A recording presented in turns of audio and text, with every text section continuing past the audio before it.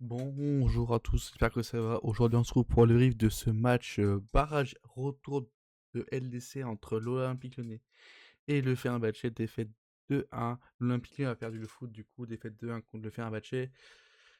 Du coup, voilà. Quand on est sur Twitch, les mecs, n'hésitez pas à vous abonner, à liker la vidéo sur YouTube. Euh, les débriefs se passent sur Twitch. N'hésitez pas à nous rejoindre sur Twitch, on est très bien, honnêtement. C'est l'interaction aussi, c'est pas mal. Du coup, voilà. N'hésitez pas à poser un pouce bleu, à lâcher un commentaire, c'est très intéressant pour la chaîne et tout. Du coup, ce débrief, il est à froid, parce que je pense qu'à chaud, j'aurais insulté des darons, je pense, honnêtement. Parce que hier, c'était vraiment compliqué, honnêtement. Surtout sur 2-3, sur Matteo Gendouzi, honnêtement. On va parler un petit peu de Gendouzi, c'est normal, mais bon, voilà. Du coup, voilà. Du coup, on va faire un peu le déroulé du match, honnêtement. Même compo qu'à l'aller contre le Fener, et même compo du coup retour contre le Sparta. Du coup, avec Graif, Niakate, Kluivert, Maitland Nice, Amner, Morton, Tolisso, Tessman, enfin Tessman, Tolisso, Fofana, Openda, Nuama. Du coup, voilà. Si on fait le fil du match, du coup, le début du Fenerbahçe, du coup, centre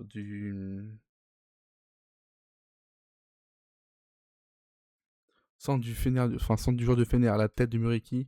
Maitland Nice n'avait pas très envie de contrer le centre. Tête du Muriki, arrête Graif et il se reprend deux fois. Amner perdu complet aux fraises, complet sur le but. Deuxième but vient 5 minutes plus tard avec un corner tiré par Greenwood.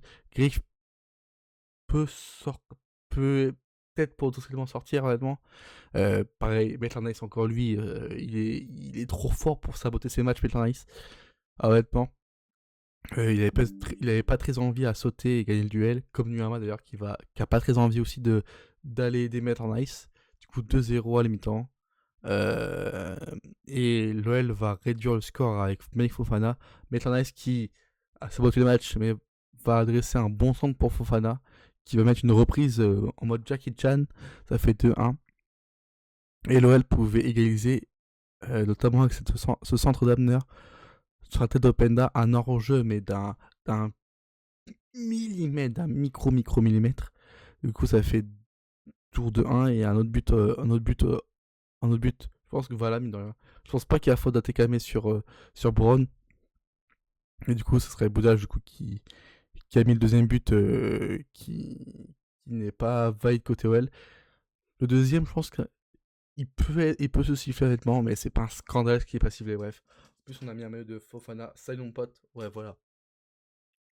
Mais si, mais il faut pas parler d'arbitrage parce que l'OL devait recevoir un penalty sur cette main de Niakate. Bref, voilà. On va parler un peu du Fener allemand. Euh, le Fener, c'était faible, hein, c'était pas bon, mais et nous, on a réussi à être moins bon que le Fener qui n'ont pas été bons. Il faut le faire quand même, il faut le faire. Il faut le Fener plutôt. Bref. Il y a quelques joueurs à sauver honnêtement, mais il y a beaucoup de joueurs qu'il faut les guillotiner place publique, place Blécourt et tout. Mais, mais on va se poser la question, qui est le fautif? Est-ce que c'est les joueurs? Est-ce que c'est le coach? D'accord. Du coup, voilà. Du coup, les joueurs. Du coup, il y a certains joueurs, comme j'ai dit, il faut les guillotiner place Bellecour. Euh, Parce que cette situation-là, déjà les deux buts qu'on se prend, c'est déjà deux buts qu'on voit souvent à l'OL. Un Maitland qui va pas au duel et un but où notre latéral n'est pas au marquage du second poteau. Bon, on a l'habitude. Et bien sûr, et dans le résultat, on a l'habitude, surtout avec un coach qui choque énormément. Il y a un groupe aussi qui a un mental de moineau, on va dire. Mais,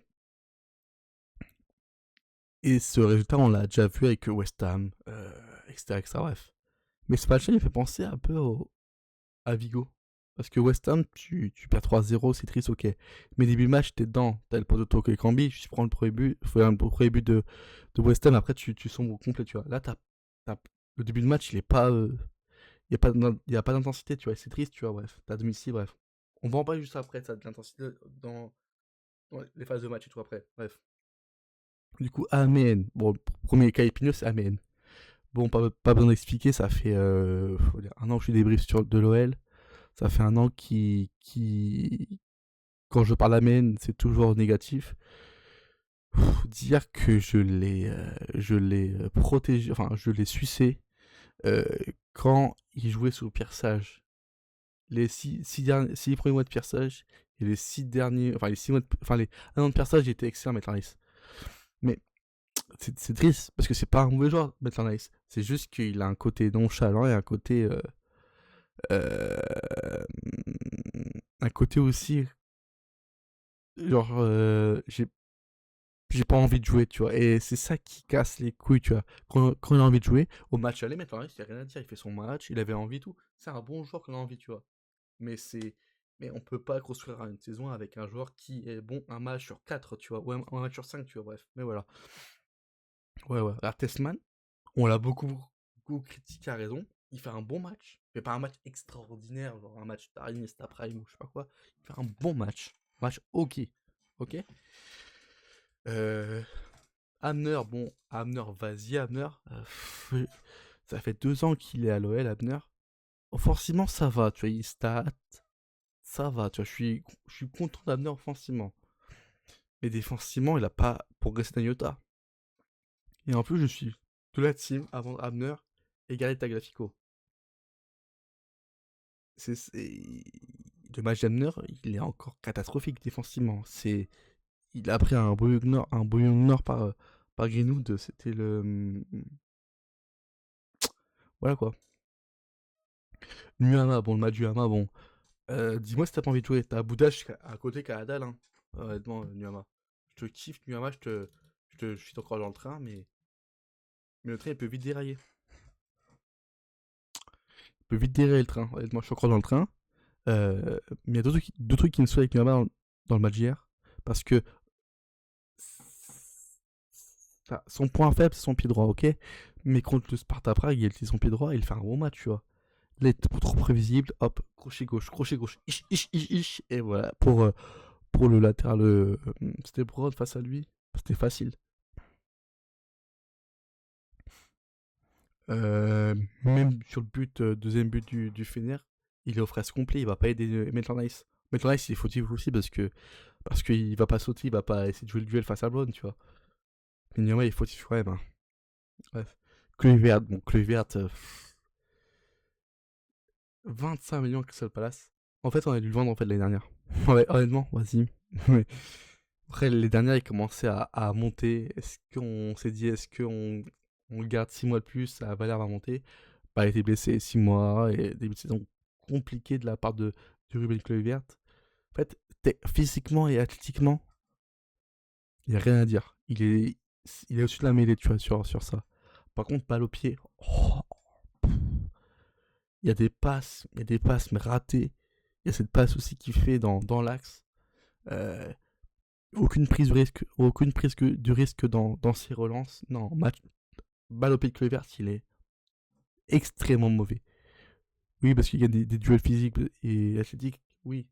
Mais c'est pas suffisant, c'est pas suffisant. Un bon défenseur doit aussi relancer, tu vois. D'ailleurs, Tolisso, on va pas parler à Tolisso. J'ai trouvé son match mauvais de la part de Tolisso. C'est pas un leader qu'il nous faut, tu vois. Parce que oui, attends, Demain, on se fait Chap, on gagne contre le Havre, je marque contre le Angers, vous voyez. Par contre, quand c'est des matchs comme ça importants, bah il est pas là, Tolisso. Euh, c'est quand tu vois que Gendouzi, il a eu tu sais très bien, attends, on va faire un petit point Gendouzi. Tu sais très bien quand Gendouzi, il faut pas avoir un bac plus 12 en foot pour savoir que Gendouzi, il est là pour provoquer. On le connaît, on le connaît. Et c'est le rôle de Tolisso à essayer de, de répondre à Gendouzi, tu vois, sur le terrain, tu vois. Bah non, il a dit, il faut rester humble, frère. Mais c'est logique qu'il a, s'il allait gagner, il allait faire ça. C'était sûr. Mais si, s'il y a un mec qui suit à minimal faute, que ce soit lyonnais, marseillais, parisien, stéphanois, rennais, niçois, je sais pas quoi, si le mec, il prédit pas ça, il n'existe pas, t'es sûr, t'es sûr. Et lui, il faut rester humble. Mais t'es sûr? Bah, il fallait répondre sur le terrain, voilà. Il fallait répondre sur le terrain. Parce que honnêtement, Tolisso, il s'est fait bouffer par Kanté. Gros match de Kanté, honnêtement, hein, faut le dire. Mais malgré que l'attitude du Guendouzi, elle est quand même. Elle est, elle est cochonne, hein, elle est cochonne. Mais après, bon, c'est jour de jour que tu kiffes l'avoir dans ton équipe, mais que tu détestes quand tu l'as contre toi. Euh, Comme les Marseillais avec Tolisso, tu vois. Ou les Stéphane aussi, tu vois, je le mets dans le même panier, tu vois. Ils détestent Tolisso. On aime bien Tolisso, tu vois. C'est un joueur qui a du vice, tout ça, bref. Mais bon. Mais moi, l'attitude de Guendouzi, elle est scandaleuse parce que si le duel ne me dérange pas, tu vois, vas-y, tu vois, c'est le chambrage parce que, genre, on s'est bien branlé là-dessus quand Fekir a mis son maillot face à Saint-Etienne, Nico Tazé qui fait le système flattrick à Saint-Etienne, on s'est bien branlé là-dessus. Mais Acid Jules, c'est pas méchant, tu vois. Mais bon, c'est trop. C'est la provocation, tu crois, le mec qui vient là. Mais bon. Après, il y a aussi le mec le mec du staff qui met un coup de pied sur Guendouzi. Bon, je crois que j'ai vu il y a les sanctions qui sont tombées.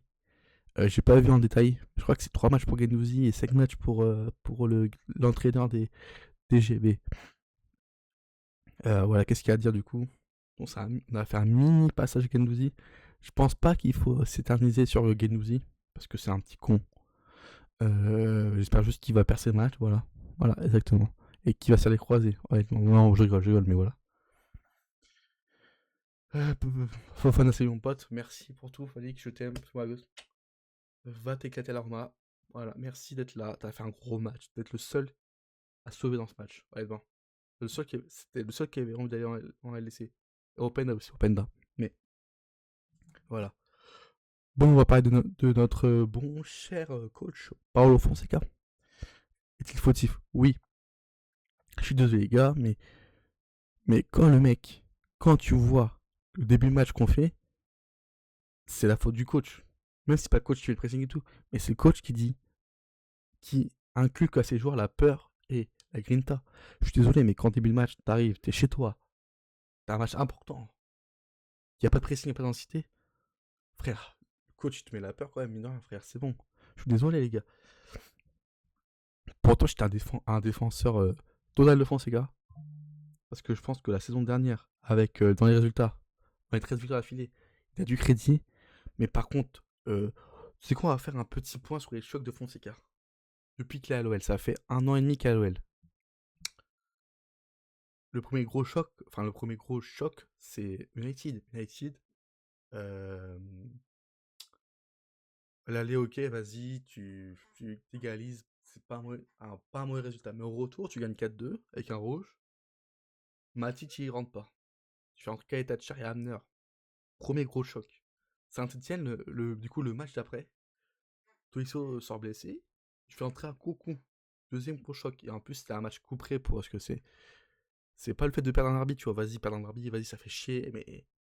Mais vas-y, tu vois. C'est juste que ça. Façon de le perdre, tu vois. Tu fais entrer un Cocu. Du coup, tu te chies dessus, du coup.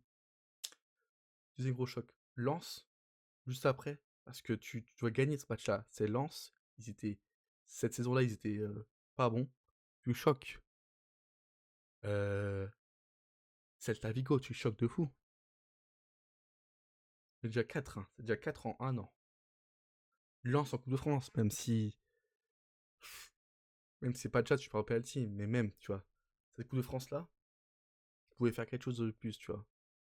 Lance encore eux, mais Lance, Lance, dernier match de la saison, ils ont mis leur équipe Z, ils ont même dit, vas-y les gars, on vous laisse gagner, vas-y frère, c'est bon, on perd. Toulouse, Toulouse qui n'avait rien à jouer, frère, on perd. Le match aller contre le Sparta, la compo elle est scandaleuse, ça fait 8, et Fenerbahçe 9. Il y a des gens qui parlent de l'OM, non je crois, non l'OM non, parce que, vas-y, non vas-y 9, moi c'est 9, c'est 9, c'est pour sa tronche. C'est quand même beaucoup mine de rien. C'est un coach qui choque énormément. Qui a, qui a l'ADN de la loose, l'ADN du choc. Est-ce qu'il faut virer Fonseca?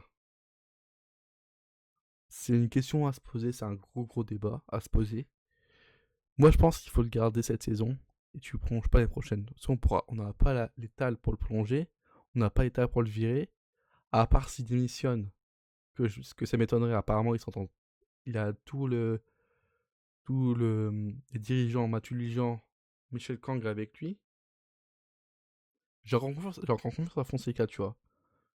Mais à tout moment, je suis toujours dans le train, tu vois, honnêtement. À tout moment, je quitte le train de garde Vinicius, je quitte le train, tac, et basta. Je crois encore à Fonseca. Je pense qu'il n'y a, il a aucune excuse cette année. Il a l'effectif qu'il veut. Il a, il a son neuf qui a pas eu l'an dernier. Là, il a Openda. Il a, Fofana sera plus là, mais t'as Duranville, t'as Nuama, t'as un milieu plutôt correct. On a milieu solide. Il y a Bistrup qui arrive. Charnière centrale, t'es blindé, quantitativement et qualitativement. Juste au latéraux, c'est un peu compliqué. Après, tes caméras d'être pas mal, tu vois. Mais bon. Ça m'a pensé à un truc aussi par rapport à Fonseca. L'OL de Pierre Sage. L'OL de Fonseca n'est pas horrible, tu vois. Statistiquement, c'est pas dégueu, tu vois. 13 victoires affilées, la saison dernière n'est pas dégueulasse, bref. Mais c'est l'inverse de l'OL de Pierre Sage. L'OL de Pierre Sage, tu perds 2-0, il est 3-2 dans 5 minutes, tu vois. Il y avait de la folie de fou, malade. Et Et comment dire ça? Et l'OL de Fonseca n'a pas de folie, tu vois. Je pense que en fait dans le match d'hier, on a eu de la folie pendant 15 minutes. Après, on a vu du caca. Et c'est un gros défaut de Fonseca, c'est les lectures de match. Euh, c'est toujours pareil. À un moment donné, tu vois, quand tu vois que ton équipe est en galère, qu'il faut jouer un truc, il prend du temps, il fait soin les mauvais choix, tu vois. C'est très rare que j'ai vu un, on a déjà eu, tu vois. Montréal contre Strasbourg, du coup, la semaine dernière, du coup, c'est un coaching gagnant. C'est très rare les coachings Fonseca gagnants. Je m'en souviens pas. Dites-moi un coaching de Fonseca gagnant. On voit pas. Ah bon. Parce que dans ce match-là, on va quand même le. Pour moi, il y a 3 phases dans ce match-là. Il y a la première phase où tu fais une première mi-temps de merde. T'as la deuxième phase où deuxième mi-temps, enfin, jusqu'au but en fait. Là, début du coup d'envoi jusqu'au but de l'OL, c'est une première phase, tu vois. Cette première phase, elle est frustrante parce que déjà dans le tout début de cette première phase, tu dois mettre le sbull. Tu dois dire, là, je suis chez moi, tu mets l'intensité, tu mets le sbull et tout, bref. Et c'est pas été le cas. Et c'est très dommage, tu vois. Euh, qui est dû aussi à un coaching, enfin, à un discours de peureux de Fonseca avant. Je pense, hein. En plus, dans cette période-là, tu dois avoir le Fener doit avoir un penalty sur un man de Nakate. Faut être honnête, les gars, il y a penalty. Et après, la deuxième phase, c'est le but de Fofana. Et après, t'as 15 minutes de football jusqu'au but de refusé de Boudache. Et juste après, ben, du coup, dans les 15 dernières minutes, on va dire. Là, c'est pas de chercher la balle. T'as l'occasion de Tolisso Boudache aussi. Que Tolisso, enfin, un contrôle tard Satriano une passe de merde parce qu'il a mis très mal à Boudache. Il doit la mettre en profondeur ou même tirer, tu vois. Tirer, je pense qu'il est pas attaqué. Vas-y, tente, T'es capitaine, tente. Tu vas porter tes couilles. Tu vois, bref, mais voilà. Euh, Est-ce que je suis déçu? Oui et non, parce que enfin, une saison sans Europe, ça fait chier, tu vois. L'Europa League, ça me va bien, tu vois. Genre, l'OL en entrée, je suis content, tu vois, une saison sans Europe. Bon, sans Europe, on se fait chier, tu vois. C'est vraiment une phrase d'enfant pour y gâter, ça, hein, de supporter pour y gâter. Mais est-ce que je suis écouté? Oui, parce que tu vas perdre Fofana, au niveau des finances, que t'as pas les 50 millions annoncés en LDC. C'est ça qui est casse-couille, parce que, encore une fois, t'es à ça. T'es à ça. Et encore une fois, les moments où tu dois monter en niveau, tu fais pas. Tu fais pas. Bref, voilà ce que j'ai dit. Moi, on va passer aux notes, honnêtement. Euh... Passer aux notes, on a pas plus de petites minutes. J'ai pas mis, attends. Honnêtement, je suis vraiment. Oula, qu'est-ce qui se passe?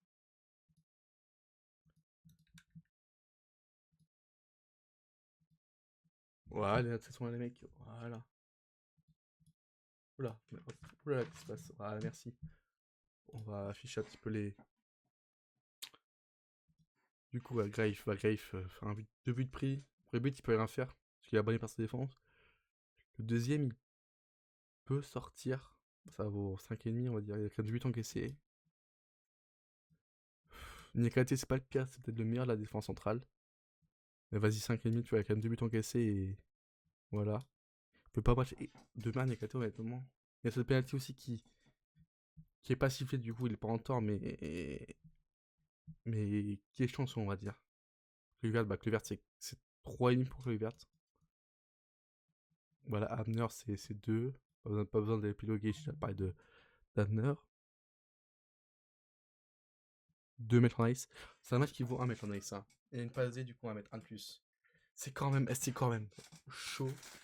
C'est quand même honteux de faire une passe D. D'avoir 2. Je trouve que c'est chaud, tu vois. À la rigueur, tu fais un match de merde, tu fais une passe D ou un but, t'as 5. Bon, ok, vas-y. Mais t'as 2. Ouais, ça me choque, honnêtement. Morton, c'est un match. C'était. C'est l'horloge, honnêtement. Même. Alors, parle de Morton. Pour ce gars qui sent Morton et fait entrer Bistrup alors que Tolisso était cramé. Super. Sacrément Morton. C'est un match héros nature de Morton. Avec de Blanc, c'était plutôt correct, tu vois. Mais défensivement, c'était très, très compliqué. Il nous faut ce Bistrup au mitard avec Tolisso et Morton. Tesman, Tesman, c'est 5,5. C'est pas le pire match de Tesman, mais. Tolisso, c'est 2. On va faire le théorème des Carvalho. Le terme Toko bien en attaque, le terme des Carvalho en milieu de terrain, et le théorème Lopez au cage, et le théorème. Le théorème. Le théorème. Damien da Silva, tu vois. Le théorème de Carvalho, si c'est de Carvalho qui fait le même match que Tolisso, il vaut 2. Ouais, voilà. Sauf c'est un match qui vaut 7, mais vas-y, 7,5 parce que c'est. Au revoir, petit prince. 5 pour Openda, mine de son match n'a pas été si bon que ça, mais en soi. On va dire 3 pour le match et 2 pour l'attitude, tu vois. Et Nuama, c'est 3. Non, on va mettre 2,5 pour Nuama, parce qu'il a quand même un but pour lui et il a rien fait de grave. Et Fonseca, en soi, vas-y, le 11. Choisir le 11 pour le match retour, vas-y, ça me dérange pas, tu vois. Parce que ça a bien marché au match aller.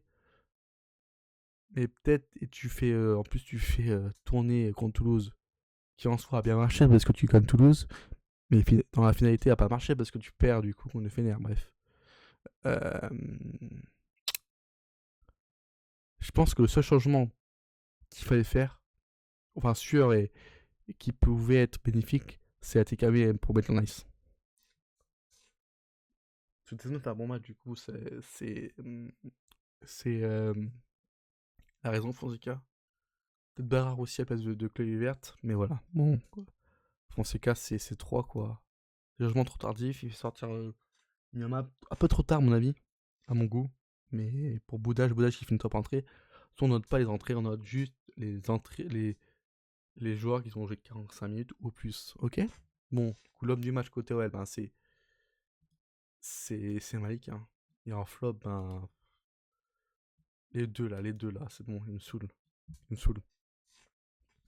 Du coup, les 3 tops de ce match OL Fener. Flop parce qu'on a perdu Abner, faute sur le deuxième but, enfin le premier but plutôt. Compliqué Abner, il progresse pas d'un iota. Défensivement surtout. Maitland Nice, bon, Maitland Nice, ok. Pas besoin d'épiloguer. Et tout, sauf son, son manque de couilles, enfin, pas de couilles, mais de leadership dans ce match, nous a nous a bien eu. Pour moi, honnêtement, genre, comme j'ai dit, genre, je suis désolé, mais tu sais très bien que t'as Guendouzi en face qui va te provoquer, chambrer, je sais pas quoi. Tu sais très bien comment ça va se finir, c'est sûr, bref. Et le mec, ben, sur le terrain, il répond pas. Il faut rester humble, vas-y, frère, tu casses les couilles. Juste pour ça, tu casses les couilles, c'est bon. Et en top, ben, Fofana, l'entrée de Boudache, et puis Niakate qui a été plutôt intéressant, mine de rien. Voilà. Bon, du coup, c'était le riff de ce OL Feder. 25 minutes de débrief quand même, faut le dire quand même. Pas mal de choses à dire. Et tous ces gars, sur du coup. D'ailleurs, pour le débrief contre le Havre, ça sera un débrief. Est-ce que je suis débrief du Havre en débrief Ligue 1? Car je ferai pas stream samedi soir après le match. Dimanche soir, je ferai pas stream. Bah, je streamerai du coup lundi soir le débrief. Tous ces gars, allez, l'OL.